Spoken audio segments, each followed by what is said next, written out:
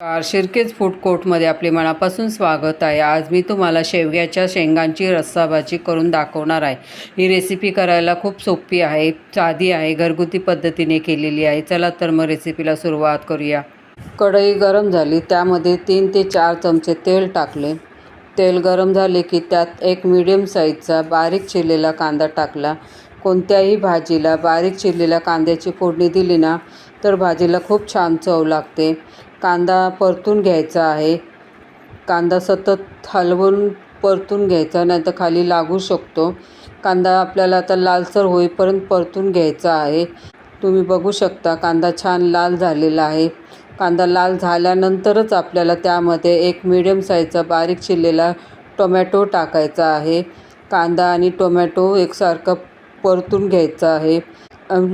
सारखं परतून घेतल्यानंतर त्यामध्ये थोडंसं मीठ टाकायचं। मीठ याकरता टाकतं की कांदा आणि टोमॅटो लवकर शिजला जावा म्हणून।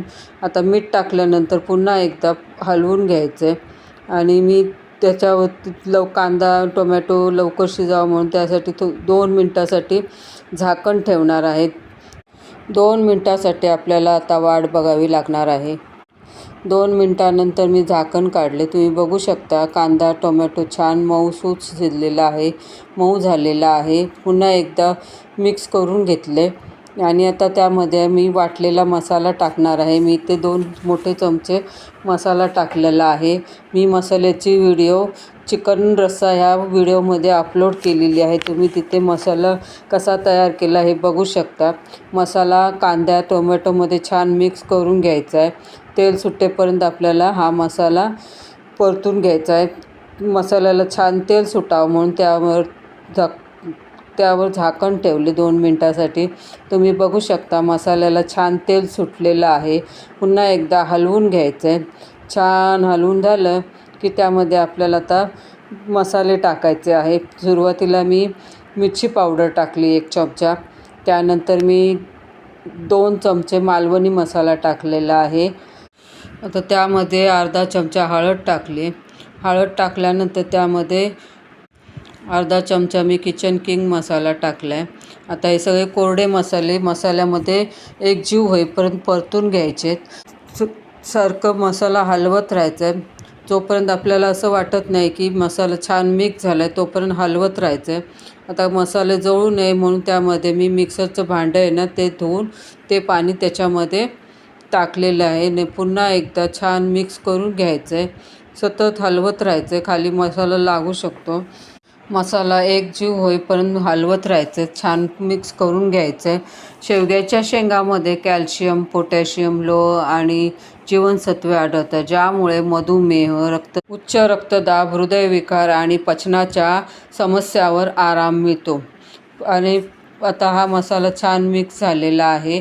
सतत हलवून घेतल्यामुळे तो एकजीव झालेला आहे। कढईवर झाकण ठेवून आपल्याला मसाला छान शिजवून घ्यायचा आहे। 2-3 मिनटासाठी झाकण ठेवले। 2-3 मिनटांनी झाकण काढून पाहिलं। तुम्ही बघू शकता मसाला छान परतून झाला। मसाल्याला तेल छान सुटलं। मी पुन्हा एकदा हलवून घेतलं। मसाला छान एकजीव झाला। त्यामध्ये आता बारीक चिरलेल्या शेवग्याच्या शेंगा टाकूया। शेवग्याच्या शेंगांच्या पानांची भाजीसुद्धा खूप छान होते। शेवग्याच्या फुलांची भाजी पण केली जाते। पानं आणि फुलं आरोग्याला खूप फायदेशीर असतात। शेंगा मसाला छान मिक्स करून घेतला आहे, त्यामुळे शेंगांना मसाला एकसारखा लागतो। आता शेंगांना 5 मिनटासाठी वाफ द्यायची, त्यामुळे झाकण ठेवले। 5 मिनटानंतर झाकण काढून पाहिले तर तुम्ही बघू शकता मसाल्याला छान तरी आली। शेंगा छान वाफवल्या गेल्या। आता पुन्हा एकसारखं हलवून घेतलं। शेंगांना वाफ दिल्यामुळे मसाला एकसारखा लागतो। आता त्यामध्ये आपण पाणी टाकूया। मी इथे 1 ग्लास पाणी टाकलं आहे। रस्सा घट्ट किंवा पातळ पाहिजे तसं तुम्ही पाणी टाका। मी ते अंदाजे 1 ते 1.5 ग्लास पाणी टाकलं आहे आणि पाणी टाकल्यानंतर पुन्हा एकदा मिक्स करून घेतलं।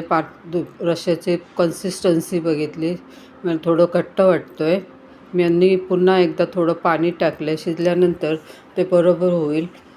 पुन्हा एकदा हलवून घेतलं। आता रस्सा बरोबर तयार झाला। चवीनुसार मीठ टाकले। मीठ टाकल्यानंतर चमच्याने पुन्हा एकदा हलवून घेतले। शेवग्याच्या शेंगा शरीरासाठी एक वरदानच आहे। छान मिक्स केले। 5 मिनटासाठी कढईवर झाकण ठेवले. भाजीला छान उकळी आली. आता पुन्हा एकदा आपण चमच्याने हलवून घेऊया. छान मिक्स केल्यानंतर रसा घट्ट झाला किंवा पातळ राहिला ते बघितलं.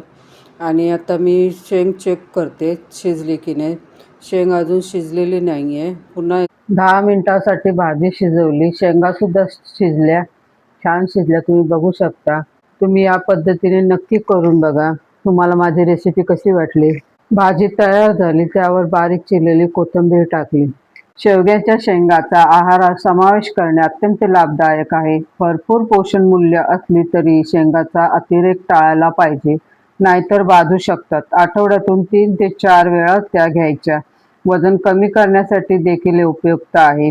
तुम्ही या पद्धतीने ही रेसिपी नक्की करा. तुम्हाला ही रेसिपी आवडली असेल तर कमेंटद्वारे नक्की कळवा. आणि हो, लाईक आणि सबस्क्राईब करायला विसरू नका. व्हिडिओ पाहिल्याबद्दल तुमचे मनापासून आभार. पुन्हा भेटूया नवीन रेसिपीसोबत.